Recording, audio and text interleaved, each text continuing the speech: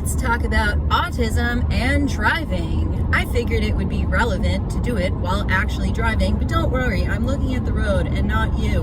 And Carly over here is helping me drive. So anywho's, driving is something that I think there's more nuance to in regard to autistic people's ability and or inability to drive. I don't think that it's just black or white. Either autistic people can drive or they can't, because there's a lot of gray. There might be different areas that autistic people can or cannot drive in. For example, I am currently driving on the highway.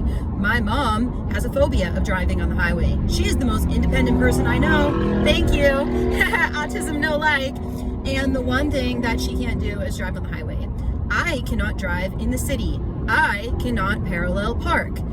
I can drive if I know wherever I'm driving to, I can take a break and get sensory rest, because driving is extremely overwhelming to my nervous system. And that is because even though I can protect my eyes from my light sensitivity, it's still really freaking bright. But secondly, it's illegal to wear noise canceling headphones. So I cannot wear them while I drive, and I wear them to do everything else that is sensory overwhelming for me. Routines also go into my ability to drive. So on Fridays, I drive to my partner's house, and on Saturdays, I drive home. And even though it's the same route, I have to do a lot of mental preparation to make sure I'm in the right headspace and nervous system space to drive. So the anxiety about the preparation gives me anxiety in of itself. I have to check my GPS, even though I know the way to go, just to make sure there's no snafus, nothing unpredictable, and that sort of thing. And thanks to my partner, he actually solved this issue for me. I was driving through a city. One day he said, you can actually drive further up on the highway, go through the suburbs to go to my house, and it's a more straightforward and calm way.